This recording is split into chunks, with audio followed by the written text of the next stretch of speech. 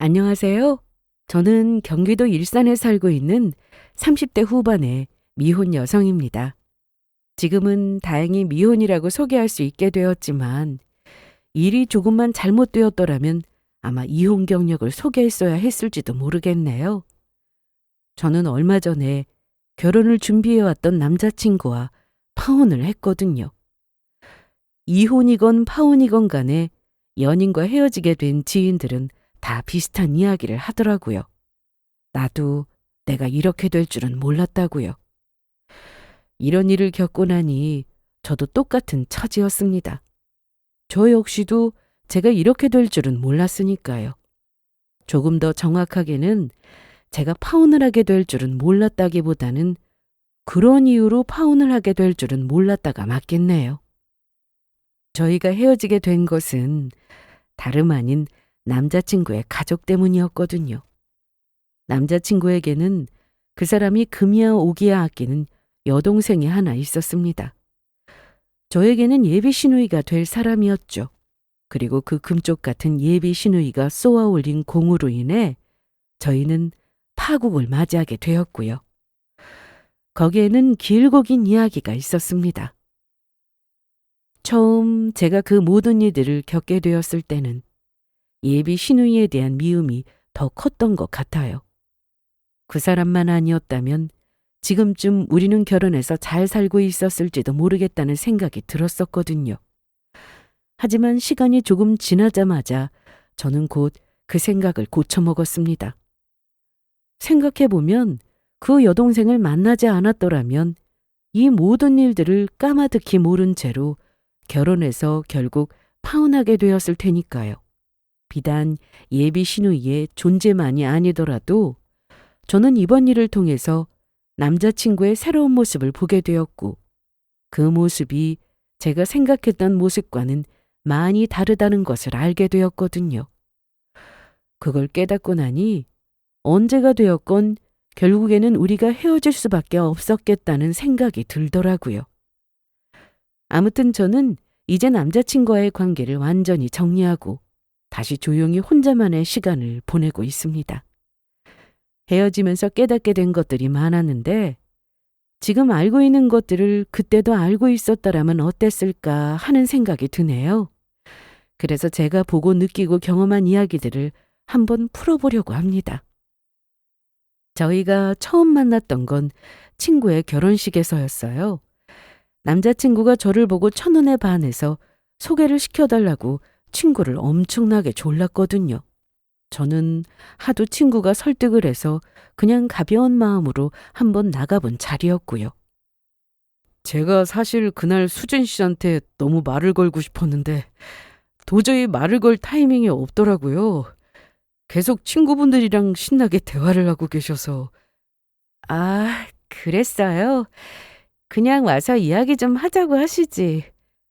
그랬으면 약간 이상한 사람으로 보시지 않았을까요?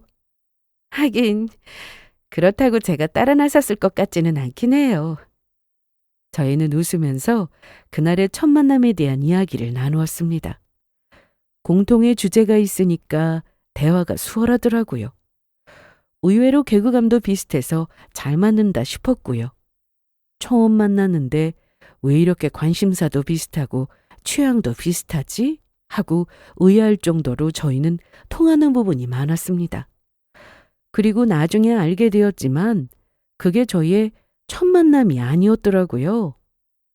우연하게도 저희는 그 전에도 다른 장소에서 만난 적이 있었어요.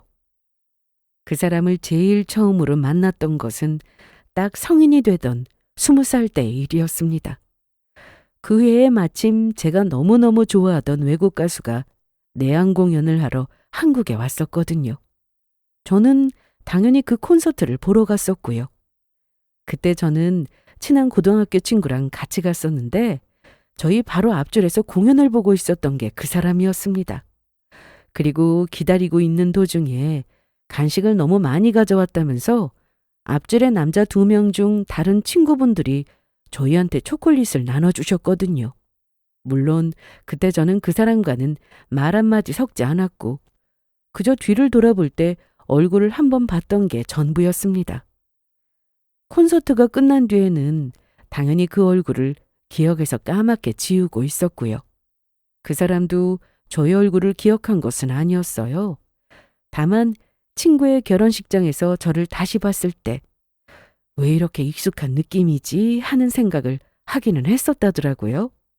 나중에 한참 시간이 지나고 나서 우연히 함께 예전 SNS의 사진첩을 뒤지다가 같은 공연을 보러 갔었던 걸 알고는 그때의 기억을 되찾을 수 있었죠. 참 신기하더라고요. 아무튼 저희는 그렇게 즐거운 대화를 나누고 그 후로도 몇 번의 데이트를 더 한 뒤에 결국 사귀게 되었습니다.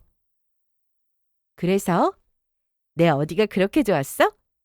내 친구한테 첫눈에 반했다고 말했다면서? 어디라고 딱 짚어서 말하기는 그렇고 그냥 그때 수진이 네가 사람들 사이에서 막 까르르 웃고 있는데 자꾸 눈길이 가더라고. 그날 거기 사람이 엄청 많았는데 이상하게 자꾸 자기만 보이더라. 약간 흑백 화면 속의 컬러 화면 같은 그런 느낌 있잖아. 그러니까 내 얼굴 보고 반했다는 거네 결국. 자기 혹시 얼빠야? 처음에는 얼굴인데 나중에는 얼굴보다는 사실 그 해맑게 웃고 있는 분위기 같은 거에 반한 거지. 그러는 자기는 나 어디가 그렇게 좋았었는데? 난 좋았다고 이야기한 적 없는데. 와, 어이없어. 그래, 그럼 나중에 그나마 내 어디가 좋아서 날 받아준 건데. 글쎄, 나한테 잘 보이려고 이렇게 열심히 노력하는 모습이었나? 남자친구와 저는 잘 맞는 부분이 많았지만 제일 잘 맞는 건 이렇게 즐거운 대화가 가능하다는 점이었어요. 저에게 이성을 볼 때 제일 중요한 조건을 꼽으라고 하면 이것이었죠. 남자친구는 평생 저의 가장 가까운 옆자리에서 제 이야기를 들어줄 사람인데 함께 나누는 대화가 재미있지 않다면 얼마나 지겹겠어요.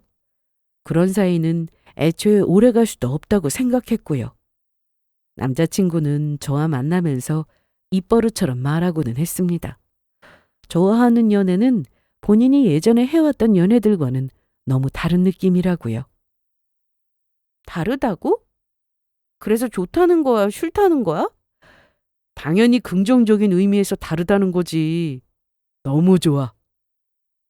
처음에는 그게 어떤 느낌이라는 건지 선뜻 잘 이해가 되지 않더라고요. 괜히 비교하는 것 같은 느낌에 썩 좋은 기분도 아니었고요. 하지만 시간이 지나면서 서로를 조금씩 더 잘 알아가게 될수록 저는 남자친구가 말하는 그 다름이 어떤 것을 의미하는지를 이해하게 되었습니다. 왜냐하면 이 연애를 지속하면서 제가 받았던 그 느낌도 그와 비슷했거든요. 저는 다른 누군가를 아무리 좋아한다고 해도 그 마음을 100% 표현하지는 않는 타입이었죠. 상대가 누가 되었건 간에 자신의 속마음을 모두 표현할 필요는 없었고 특히 연인 간의 관계에서는 그게 오히려 독이 될 때도 있다고 생각했거든요. 하지만 제 남자친구는 저를 좋아하는 마음을 숨기지 않고 표현하는 편이었어요. 평소에도 거짓말을 하지 않고 솔직한 성격이었고 돌려 말하기보다는 자신의 감정을 상대방이 알아듣기 쉽게 직설적으로 표현하는 편이었고요. 가끔은 나도 이상하다는 생각이 들어. 뭐가 이상한데? 난 네가 왜 이렇게 좋지? 갑자기 뭐야? 고백이야? 아니, 나도 진짜 신기해서 그래. 여자친구가 이렇게까지 좋을 수가 있나? 수진이 너만 보면 꼭 내가 낳은 내 분신 같아. 거기다 가끔은 그 정도가 지나쳐서 제가 당황스러울 정도로 솔직한 애정 표현을 할 때도 많았습니다. 물론 어릴 때야 과하다 싶은 이야기를 들은 적이 종종 있었죠. 부모님이 저를 보면서 세상에서 제일 귀엽다, 우리 딸이 너무너무 좋다, 이런 말씀을 하시고는 했으니까요. 하지만 나이가 들면서부터는 부모님에게서조차도 그런 표현을 들을 때가 드물었습니다. 그런데 이 나이가 되어서 남자친구에게서 듣는 과한 애정 표현은 참 새삼스럽더라고요. 처음엔 뭐가 이렇게까지 솔직한가 싶어서 놀라기도 했고요. 하지만 사람이 괜히 적응의 동물이라고 하는 게 아니더라고요. 수진아, 나 오늘 친구들이랑 술 마시고 좀 늦게 끝날 것 같은데 그냥 내일 만날까? 아니야. 나 어차피 오늘 할 게 있어서 늦게 잘 거니까 잠깐이라도 얼굴 보자. 우리 저번 주에도 못 만났잖아. 보고 싶어. 알았어. 나도 너무 보고 싶다. 그럼 끝나자마자 바로 택시 타고 갈게. 조금만 기다려. 저는 점점 남자친구가 하는 애정 표현을 당연하게 받아들였고, 그러면서 저도 점차 완전히 똑같은 강도는 아니어도 비슷한 정도의 표현을 해주는 사람이 되어가고 있었습니다. 저조차도 제가 바뀌어가는 걸 느끼면서 이런 생각이 들더라고요. 예전에는 좋아하는 감정을 100% 드러내는 행동이 전혀 좋을 게 없다고 믿었었는데, 이제는 오히려 표현을 아끼지 않고 드러내는 게 이 관계가 지속적으로 안정적일 수 있는 동력이 된 것 같다고요. 오래 사귄 연인은 마치 거울처럼 서로를 닮아간다고들 하잖아요. 그래서 좋은 사람을 만나는 게 중요한 이유 중에 하나라고 했고요. 그런 의미에서 남자친구는 저에게 참 좋은 영향을 주는 사람이었습니다. 마찬가지로 저도 그 사람에게 좋은 영향만을 주는 좋은 사람이 되고 싶어지게 만들었고요. 서로가 서로에게 조금 더 나은 사람이 되도록 노력하게 하는 것. 저는 그것보다 더 건강하고 좋은 관계는 없다고 믿었죠. 그렇게 시간이 흘러 동갑내기인 저희 커플은 어느덧 30대 후반에 접어들었습니다. 이제는 인생의 새로운 그림을 그려야 할 때가 되었다는 생각이 들더라고요. 술술 주위에서 너희는 언제 결혼하냐, 계속 연애만 하고 있을 거냐는 질문도 들어오기 시작했고요. 저는 연애를 할 때마다 집에 연애를 한다는 사실을 알리지 않는 편이었어서 저희 부모님은 지금까지 제가 남자친구가 없는 줄 알고 계셨었죠. 그래서 올해 새해가 됐더니 갑자기 선을 보라는 말씀을 하시더라고요. 결국 한참을 시달린 끝에 저는 도망치듯 집을 빠져나왔습니다. 예정에도 없던 조기 귀가를 하고 있는데 이 상황에 어이가 없어서 웃음이 나오더라고요. 그때 마침 남자친구에게서 전화가 걸려왔습니다. 자기 아직 본가에 있어? 나 지금 집에서 도망 나오는 길이야. 나돈데? 나도 막 간신히 빠져나왔어. 자기는 왜? 아니, 어머니가 자꾸 선을 보든 소개팅을 하든 하라고 성하셔서. 연인은 서로 닮는다더니 어쩌면 이런 일까지도 똑같이 겪는 건지. 뜻밖에도 남자친구 역시 설날 아침부터 같은 이야기를 듣고 있었던 것이었어요. 생각해보면 그럴만도 하다 싶었습니다. 이제 39이잖아.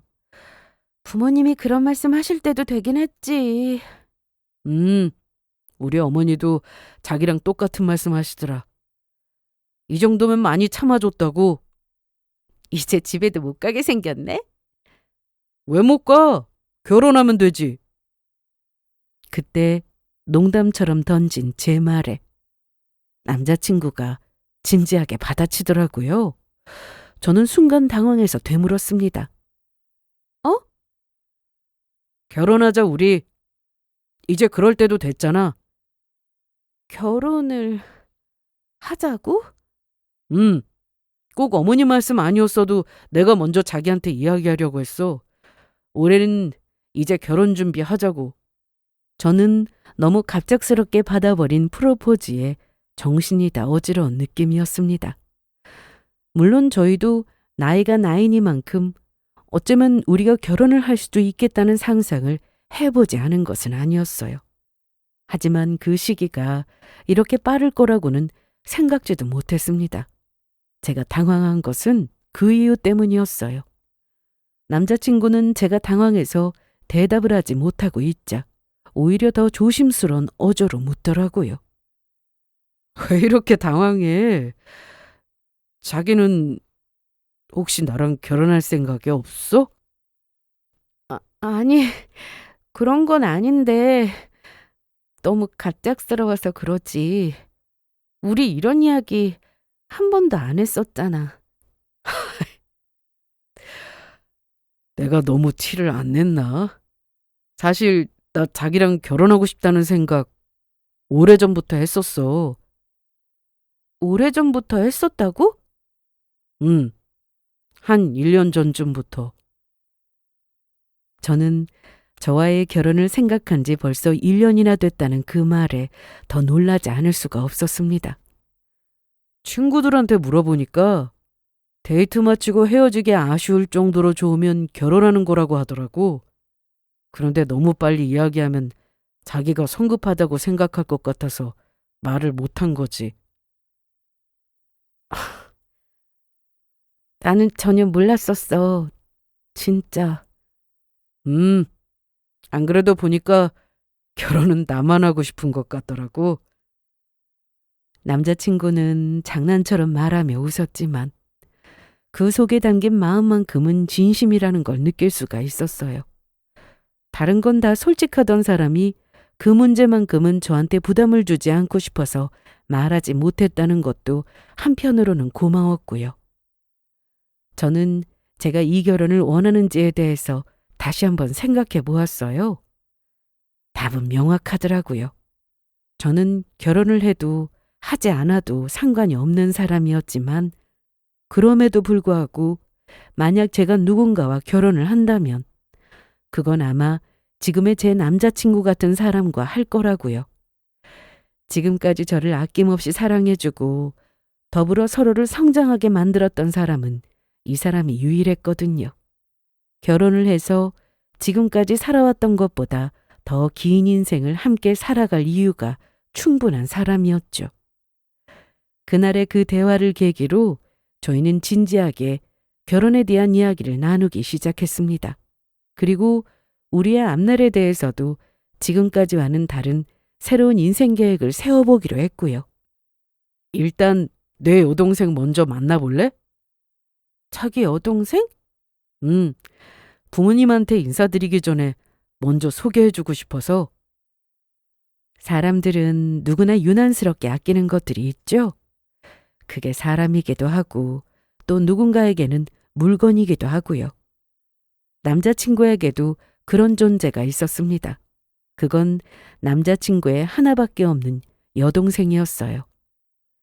예비 신우이는 남자친구와는 3살 터울이 났는데 남자친구는 유난스럽다 싶을 정도로 여동생을 아끼는 편이었습니다. 아마 어머니를 이 정도로 사랑한다 싶었으면 마마보이라고 불렀을 텐데 여동생을 이렇게 사랑하는 건 뭐라고 불러야 할지 모르겠다 싶을 정도였죠. 그런데 자기는 여동생이랑 왜 그렇게 사이가 좋아? 왜 그렇게 좋냐는 게 무슨 말이야? 아니, 나랑 내 남동생도 사이가 좋은 편이기는 한데 자기만큼은 아니거든. 사실 요즘은 형제자매들끼리 사이 안 좋은 경우도 많잖아. 그런가? 난 특별히 우리가 더 사이가 좋은 거라고 생각해 본 적은 없었는데. 그냥 부모님이 일하느라 바쁘시다 보니 어릴 때부터 내가 여동생을 많이 챙겨야 했어. 부모님 없이 우리 둘이서 보내야 하는 시간도 많았고. 남자친구네는 가족들끼리 다 사이가 좋은 편이라고 했습니다. 아들, 딸들이 모두 자취를 하는데도 본가에 자주 모이는 걸 보면 말뿐이 아니라 실제로도 그런 것 같았고요. 예비 시부모님은 지금은 은퇴를 하셨지만 원래는 두 분 다 맞벌이를 하셨다고 하더라고요. 그래서 어린 여동생을 챙기는 건 대부분 남자친구의 역할이었고 그러면서 유난히 사이가 애틋해진 모양이었습니다.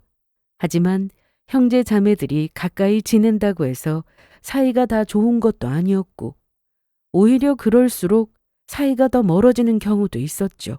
그런 걸 생각해 보면 남자친구의 성격이 다정한 것도 아마 우애 좋은 온의 관계에 큰 역할을 했을 것 같더라고요. 어쨌거나 저에게는 앞으로 가족이 될 사람이었고 무엇보다도 제가 사랑하는 남자가 사랑하는 가족이었으니 저와도 좋은 관계가 되었으면 좋겠다고 생각했습니다. 더군다나 저는 저보다 덩치가 훨씬 큰 남동생 하나가 전부였어요. 그래서 어릴 때부터 늘 여동생이 가지고 싶었죠.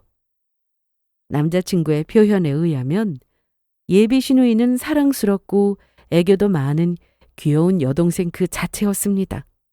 아무리 시댁 식구들도 가깝게 지내는 건 힘든 일이라고들 해도 저는 우리가 잘 맞기만 한다면 친자매처럼 잘 지낼 수도 있을 거라고 믿었어요. 실제로도 그런 좋은 관계로 지내고 싶었고요. 하지만 모든 일이 다 저의 바람대로 이루어지는 것은 아니더라고요. 오빠? 오, 진아야. 인사해. 여기는 내 여자친구. 안녕하세요. 반가워요. 허수진이에요. 아, 안녕하세요. 저는 김진아예요. 오빠한테 이야기 많이 들었어요. 저희 셋은 번화가에 있는 이탈리안 레스토랑에서 만났습니다. 여동생이 여기 피자를 엄청 좋아한다고 하더라고요. 얼마 후 나타난 예비 시누이는 남자친구의 표현대로 무척이나 사랑스럽고 귀여운 스타일이었습니다. 얼굴도 예쁘장하고 실제로도 애교도 많았고요. 눈웃음을 지으면서 저희에게 다가와서 인사를 하는데 처음 봤을 때는 와, 이런 여동생이 있으면 누구라도 놓겠다 싶더라고요. 그 만화 속에서 그리는 딱 이상적인 여동생의 모습 아시죠? 그 모습이 딱 실제로 튀어나온 듯한 모습이었습니다. 그래요? 저에 대해서 뭐라고 하던가요? 오빠가 사실 연애를 해도 여자친구 이야기는 잘 안 하는 성격이거든요. 그래서 자세한 이야기는 못 들었는데 언니가 엄청 예쁘고 착하시다고 자랑을 많이 하더라고요. 오빠랑 너무 잘 맞는다고도 말했고요. 여동생이랑 하도 사이가 좋으니 시시콜콜 별 이야기를 다 했겠다 싶은 생각도 했었는데 의외로 또 연애에 관한 이야기는 잘 하지 않는 모양이더라고요. 한편으로는 그 이야기에 내심 안심이 되기도 했습니다. 아무리 사이가 가깝다고 해도 저희 둘만의 비밀로 남겨두고 싶은 이야기도 있었으니까요. 저희는 서로에 대해서 궁금했던 것들을 질문도 하고 남자친구에 대해서도 이런저런 대화를 많이 나누었어요. 평소에 제가 잘 몰랐던 이야기도 많이 들을 수 있었고요. 요즘 젊은 사람들이 대부분 당차고 자기 주장이 확실한 편이기는 한데 예비 시누이도 낯을 가리는 성격은 아니더라고요. 저한테도 무척이나 살갑게 굴었고 저에게 궁금한 것도 많은지 이것저것 질문도 하는 모습이 귀엽기도 해서 저는 오늘 이 자리에서 만난 게 참 다행이다 싶은 생각이 들었습니다. 마지막 질문을 듣기 전까지는요. 언니, 저랑 오빠는 같은 학교 나온 건 아시죠? 저희는 동아리도 같이 가입해서 친한 선후배 동기들 중에 겹치는 지인들이 많아요. 아, 그 이야기 들었어요. 사진 동아리였다면서요? 네, 사실 사진 동아리 말고도 자원봉사하는 동아리도 있고요. 남자친구와 예비 시누이는 같은 학교 출신이었습니다. 남자친구는 우리나라에서 세 손가락 안에 드는 명문대를 나왔는데 오누이가 다 공부를 잘했는지 예비 시누이도 같은 대학을 갔다고 하더라고요. 남자친구는 경영학과였고 예비 시누이는 신문방송학과였어서 둘이 과는 달랐지만요. 부모님이 참 뿌듯하셨겠구나 싶었죠. 둘이 3살 터울인지라 남자친구가 군대를 다녀온 후 복학했을 때 학교를 같이 다닌 시기가 겹친다고 하더라고요. 그때 같은 동아리 활동까지 하는 바람에 겹지인들이 많이 생긴 것 같았고요. 진짜 엄청 친한가 봐요. 제 주변에 오누이는 남매들끼리 같은 학교 다닌 경우는 가끔 있어도 학교에서 마주치면 인사도 하지 말라고 하던데. 맞아요. 제 친구들 중에도 그런 애들이 있어요. 막 아는 척하면 용돈 필요하냐고 놀라고. 본인들이 특별한 케이스라는 걸 알고 있는지 예비 시누이는 깔깔거리면서 웃더라고요. 남자친구는 저희의 대화를 들으면서 옆에서 조용히 웃고만 있었습니다. 그러다가 예비 시누이가 문득 생각이 났다는 듯이 저에게 물었어요.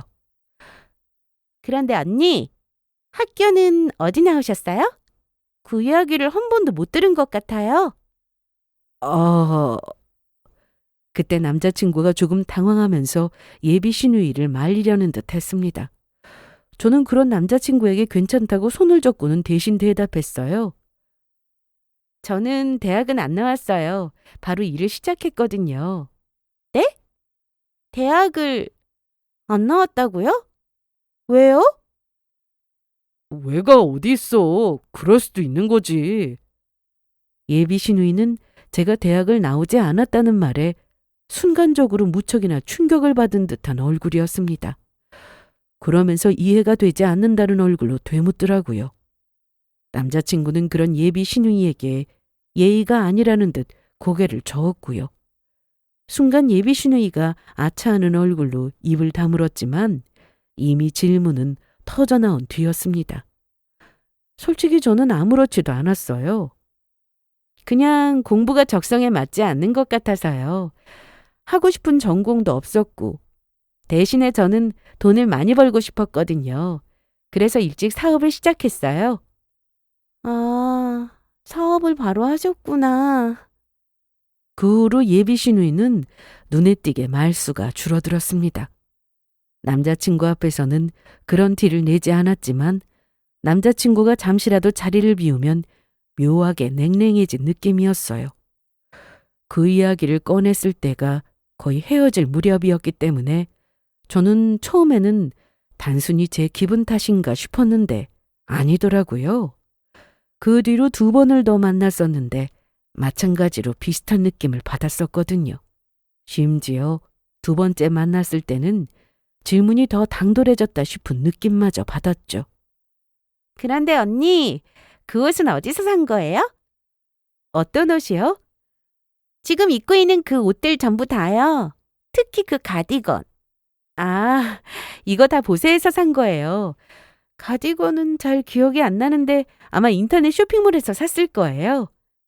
어머, 저는 무슨 시장에서 산 건 줄 알았어요. 요즘 그런 디자인의 그런 소재는 어머님 연배에서 많이 입으시던데 다음에는 제가 언니 옷 좀 골라드려야겠다. 예비 시누이는 그러면서 웃더라고요. 저는 솔직히 사치에는 관심이 없었고 쇼핑에는 더 관심이 없었습니다. 제가 다른 여자친구들과 가장 다른 점이 있다면 제가 비싼 옷들에 전혀 관심이 없다는 사실이었어요. 좋은 옷은 물론 좋은 값을 할 수도 있겠지만 저는 굳이 그 비싼 돈을 주고 그런 옷을 사야 할 정도의 필요성을 못 느꼈거든요. 저에게 옷이란 건 그저 때와 장소에 맞게 단정하고도 깔끔하게 입을 수만 있으면 족한 것이었습니다. 대신 자주 빨아 입고 깨끗하게 다려 입어서 호줄근하게 보이지 않기만 하면 된다 싶었죠. 그렇다고 제가 뭐 미친 듯이 돈을 아끼느라 백화점이나 아울렛에서 산 옷들이 없는 것은 아니었어요. 다만 그런 옷이 많지 않았고 평소에 다닐 때는 입지 않을 뿐이었죠. 예비 시누이는 저와는 정반대의 스타일이었습니다. 본인은 귀걸이, 목걸이, 반지, 팔찌를 전부 다 착용할 정도로 액세서리를 좋아하는 편이었고 옷은 한눈에 봐도 백화점 브랜드겠구나 싶게 고급스럽게 보이더라고요. 들고 있는 가방도 명품이었고요. 저를 만나느라 굳이 이렇게 입고 들고 나온 게 아니라 그냥 평소에도 저러고 다니겠구나 싶은 느낌 아시죠? 본인만의 스타일이요. 제가 봤을 때는 불편하게 짝이 없어 보였고 저는 절대로 입지 않은 스타일이었지만 그렇다고 해서 지금까지 제가 다른 누군가의 옷 스타일을 지적해 본 적은 살면서 단 한 번도 없었습니다. 그건 예의가 아니었으니까요. 본인이 뭘 입고 뭘 어떻게 꾸미든 제가 지적할 일도 아니었고요. 하지만 예비 시누이는 그런 제 옷 차림새를 지적하고 있었습니다. 아기는 없어 보였지만 참 예의도 없어 보이더라고요. 저는 그때 처음으로 이건 아닌데 싶은 생각이 들었습니다. 그동안 짧게나마 쌓아왔던 그녀에 대한 좋은 이미지가 무너지기 시작한 순간이었죠. 저는 그 일이 마음에 걸렸습니다. 하지만 남자친구는 정작 아무 생각이 없더라고요. 제가 그 일에 관해서 돌려서 말했더니 고개를 갸웃거리면서 그러더라고요. 진아 걔가 날 닮아서 좀 많이 솔직한 편이야. 자기 귀에 듣기 거슬렸으면 미안해. 그런데 악의는 아니야. 진짜 말투가 원래 그래. 요즘 애들이 다들 그렇잖아. 저는 어이가 없어서 되물었죠. 시장에서 산 줄 알았다는 게 솔직한 말투라고? 아니, 그러니까 실제로 시장에서 그런 옷을 본 적이 있어서 그렇게 말한 거지. 걔는 아무 생각도 없이 말한 거야. 자기가 옷 골라주겠다는 이야기도 했잖아. 자기한테 안 어울린다 싶었나 봐. 그러니까 남자친구의 말은 자기 여동생이 한 말이 아무 악의도 없었고 그저 단순히 저의 패션 스타일이 안타까워서 하는 말이었을 뿐이라는 것이었어요. 제가 납득을 하지 못하자 몇 번이고 변명을 해주더라고요. 오해를 살 수도 있는 말투이기는 한데 실제로 예비 시누이를 잘 알게 되면 나중에는 다들 이해를 한다면서요. 그러니까 단순히 제가 기분이 나쁜 건 서로를 잘 알지 못한 저의 오해일 뿐이라는 이야기였죠. 이대로는 그냥 대화가 의미가 없겠구나 싶더라고요. 남자친구는 본인 여동생이 다른 사람에게서 조금이라도 싫은 소리를 듣는 걸 못 참는 느낌이었거든요. 거기다 여동생의 잘못을 감싸는 게 아니라 실제로도 그게 오해라고 믿는 눈치였고요. 순간 저는 얘가 눈치가 이 정도로 없었나 싶은 생각마저 들었습니다. 하지만 우리가 서로에 대해서 잘 모르는 것도 사실이었으므로 저는 일단은 그 일을 넘어가기로 했어요. 그럴 확률은 희박해 보였지만 정말로 그게 본인의 말투일 수도 있었으니까요. 하지만 얼마 지나지 않아서 곧 그 사실 여부를 가릴 기회가 오더라고요. 제 연락처를 가져간 예비 시누이가 나랑 더 친하게 지내고 싶다면서 연락이 온 것이었습니다. 얼마 후에 친한 대학 친구들 몇 명이랑 모임을 하는데 같이 가자고 하더라고요. 거기는 제가 갈 자리가 아닌 것 같은데요. 애들이 어릴 때부터 다들 한 동네 살아서 다 아는 사이거든요. 나중에 오빠랑 언니 결혼식에도 다들 올 애들이에요. 그래도 이건 좀... 에이, 사실 동기들이 제발 언니 데려오라고 하더라고요. 오빠가 결혼한다고 하니까 여자친구가 어떤 분인지 너무 궁금하다고 하면서요. 이제 무슨 일 있을 때마다 자주 만날 멤버들인데 이렇게 미리 인사해두면 좋잖아요. 부모님들끼리도 다 아는 사이라서 저랑 오빠한테는 거의 친척처럼 친한 사이들이에요. 처음에는 저도 당연히 거절을 했죠. 하지만 예비 시누이가 정말 날마다 연락이 와서 저를 조르더라고요. 심각하거나 어려운 자리도 아니고 그냥 가볍게 인사나 하고 커피나 한잔하는 자리라고 하면서요. 결국 저는 한참 망설인 끝에 그럼 잠시 들르기만 하겠다는 말로 그 모임에 나가게 되었습니다. 엄청 기뻐하는 예비 시누이를 보니 그동안 조금 찝찝했던 일련의 사건들은 다 내 오해였나 싶은 생각도 들더라고요. 이렇게까지 먼저 사람들에게 소개도 해주고 저랑도 친해지고 싶어 하는데 괜히 제가 선입견을 가지고 오해를 했나 싶어서요. 남자친구와도 친척처럼 친하게들 지내는 사이라고 하니 가서 잘해줘야겠다 싶었죠. 모임에 간다는 소식을 전하자 남자친구도 별 생각 없이 그러더라고요. 실제로도 친한 사이가 맞다면서 가서 미리 친해지면 좋을 것 같다고요. 그리고 대망의 모임 날이 되었습니다. 저는 평소에 거의 쌩얼에 가깝게 다니는 것과는 다르게 화장도 공들여서 하고 모처럼 좋은 옷도 꺼내서 입고 알려준 모임 장소에 나갔습니다. 다들 먼저 나와서 저를 기다리고 있더라고요. 저는 카페에서 간단히 커피를 마시는 거라고 들었는데 파티룸을 아예 대관을 한 모양이었습니다. 화려하게 꾸며둔 조명과 인테리어를 보고 잘 갖춰 입고 나오길 잘했다 싶었죠. 그런데 제가 늦진 않았죠? 네, 혹시라도 언니 안 온다고 할까봐 조마조마했잖아요. 예비 시누이는 저를 보고 활짝 웃고 있었습니다. 예비 시누이의 옆에 앉아있는 대학 동기들은 모두 네 사람이었어요. 그런데 저를 바라보는 눈빛이 조금 이상하다 싶은 생각이 들더라고요. 저는 처음에는 그 이유를 몰랐죠. 얘들아, 인사해. 내가 말했던 우리 오빠 여자친구야. 안녕하세요. 허수진이라고 합니다. 대영 씨랑도 다들 친한 사이라고 들었어요. 아, 네. 다들 제 인사를 받는 둥 마는 둥 어색하게 웃으면서 고개를 끄덕이더라고요. 그러면서 황급하게 아래 위로 저를 훑어보는 눈길이 너무나 부자연스러웠고요. 저는 이때쯤 슬슬 뭔가 잘못되어 가고 있다는 생각이 들기 시작했습니다. 슬슬 어색한 정막이 감돌기 시작할 때였어요. 얘들아, 어때? 나는 처음에 이 언니가 우리 오빠랑 결혼한다고 해서 너무 놀랐잖아. 예비 시누이가 그 정막을 깨고 먼저 입을 열었습니다. 그런데 말투도 이상했고 내용은 더 이상했죠.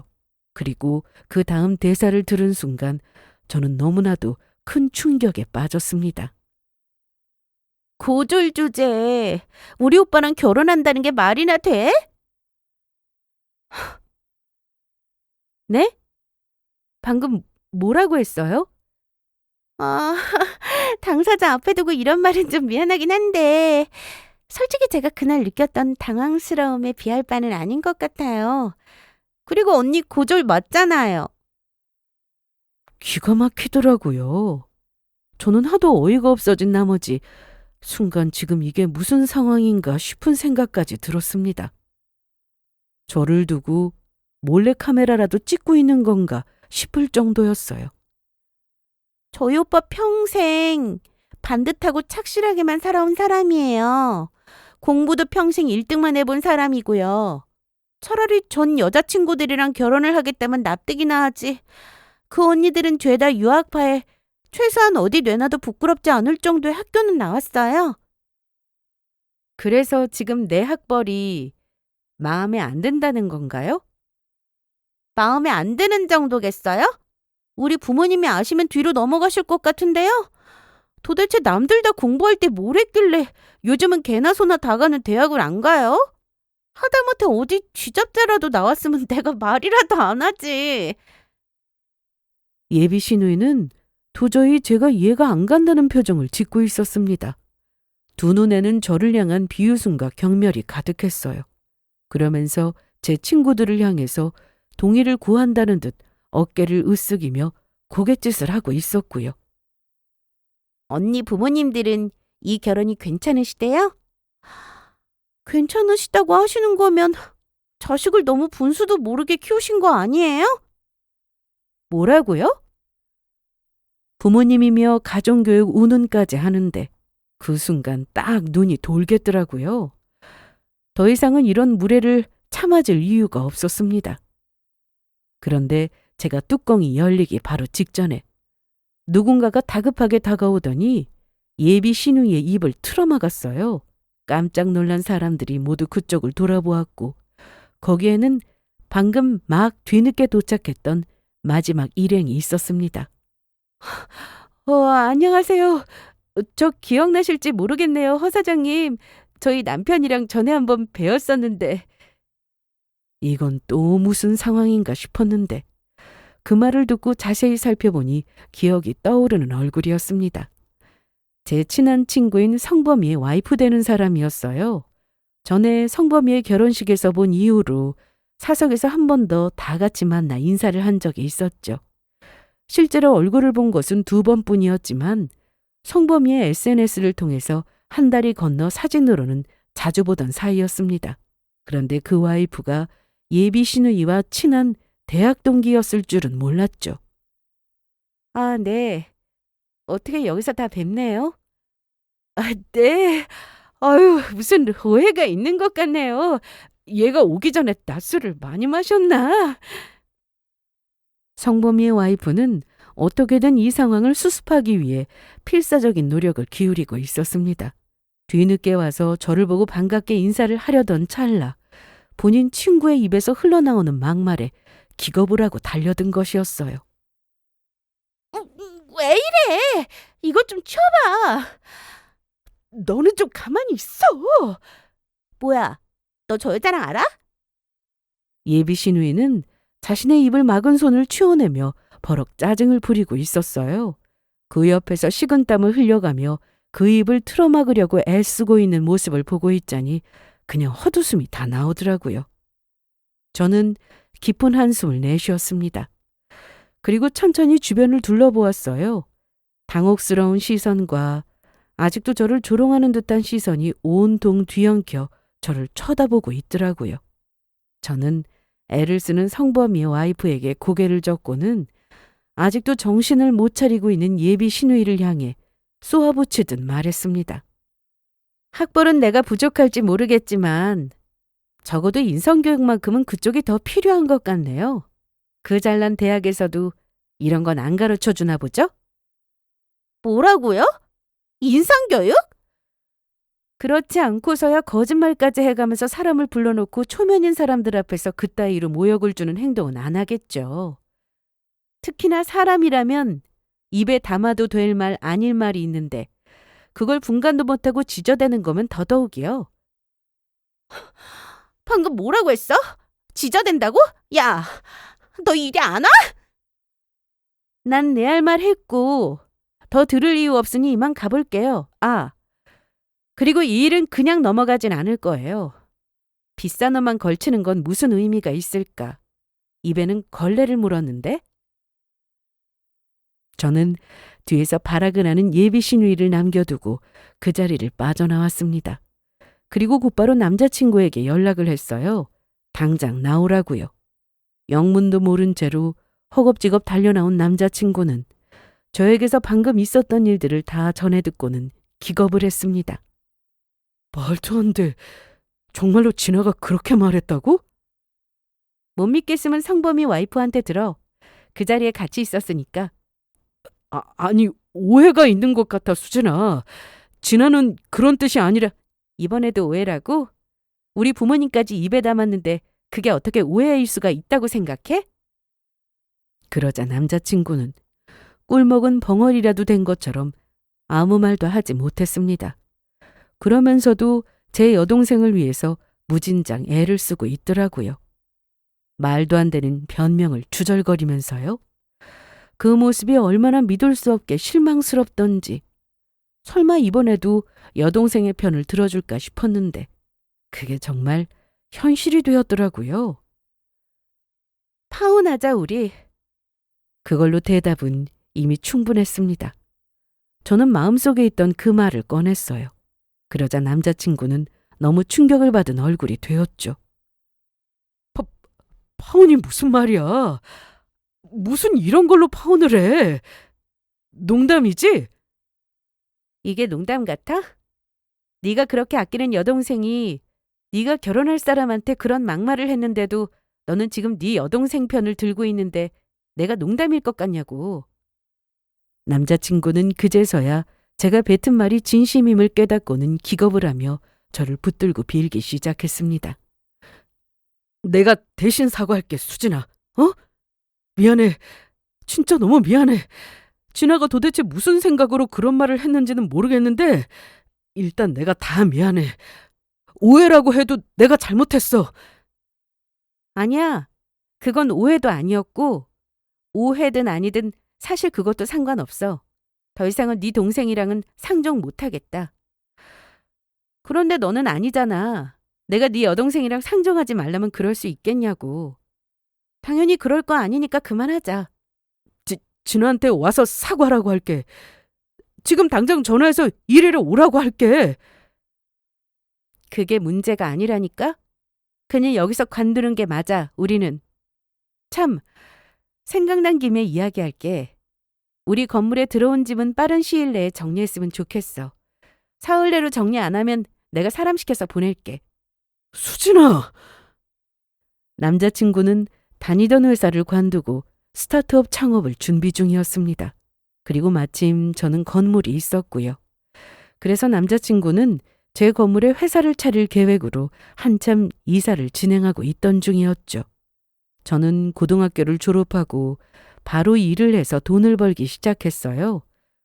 처음에는 돈이 없어서 힘들게 시작해 하루에 4-5시간씩만 자면서 투잡, 쓰리잡을 뛸 정도로 온갖 고생을 다 겪었죠. 하지만 결국에는 끈기 하나로 시작했던 제 모든 노력들이 결실을 이룰 수 있었습니다. 저는 사업으로 자수성가를 하게 되었어요. 25에 시작했던 저만의 사업이 30살이 되기 전에 대박이 났고 35이 되기 전에 시내 번화가에 작은 건물을 살 수 있을 정도가 되었죠. 그런 후에 만났던 것이 남자친구였습니다. 남자친구와의 사업 계획은 아직 예비 시댁에서도 모르는 저희 둘만의 비밀이었어요. 여동생은 당연했고요. 나중에 성범이를 통해서 전해 들었는데 제가 건물을 가졌다는 사실도 제 사업체 규모가 어느 정도인지도 전혀 모르고 있었다고 하더라고요. 남자친구가 그런 것들에 관해서는 일체 언급을 한 적이 없었다고요. 다만 제가 사업을 한다고 하니 그저 근근히 월세나 내고 제 인건비 정도나 겨우 낼 법한 구멍가게를 하면서 사장이랍시고 큰 소리를 치고 다닌 거라고 생각했다더라고요. 만약에 제가 명문대를 나와 사업을 한다고 했으면 그런 생각을 했었을까요? 그것도 다 제가 고졸 출신 사업가라고 하니 그럴 거라고 당연하게 생각했던 편견이었겠죠. 언니, 제 이야기 한 번만 들어주세요. 저한테 화가 많이 나신 거 저도 이해해요. 할 말 없으니까 돌아가요. 그러지 말고 30분만, 아니, 딱 10분만 시간 좀 주세요. 네? 제가 진짜 너무 죄송해서 그래요. 오빠한테도 너무 미안하고. 남자친구는 거진 한 달을 넘게 저를 매일같이 찾아와 제 마음을 돌리려고 매달렸습니다. 나중에 성범이 와이프를 통해서 저에 대한 모든 정보를 알게 된 예비 시누이도 필사적으로 저에게 매달렸고요. 시누이는 그날과는 아예 다른 사람이 된 것처럼 제 비위를 맞추지 못해 안달이 난 사람이 되어 있더라고요. 수준이 안 맞다면서 앞뒤 다른 태도로 저한테 욕을 할 때는 언제고 지금은 아예 무릎이라도 꿇을 기세였어요. 이 결혼을 다시 성사시키기 위해서라면요. 둘은 그 뒤로도 한참을 번갈아 가면서 별의별 눈물쇼를 다 보여주었습니다. 어찌나 제 마음을 돌리려고 열심인지. 이 정도 정성이면 하늘도 감격했겠다 싶을 정도였어요. 그런데 사람 마음이라는 게 참 웃기죠? 한번 정이 떨어지고 났더니 그 모습을 아무리 봐도 다시 마음이 생기지가 않더라고요. 이래서 정이 떨어진다는 게 그토록 무서운 일이라는 거구나 싶었습니다. 이 이별을 통해서 저는 인생의 크나큰 경험을 하게 되었고 그만큼 또 성장을 하게 된 것 같다는 생각이 드네요. 아마 남자친구나 특히 예비 시누이에게는 더 큰 교훈을 주었겠죠. 이 다음에 다른 누군가를 또 만나게 된다면 부디 저에게 했던 것과 같은 실수를 반복하지는 않았으면 하는 바람입니다. 물론 그 두 사람이 앞으로 어떻게 살든 이제는 저와 아무 상관도 없는 남이지만요. 여기까지 들어주셔서 감사합니다.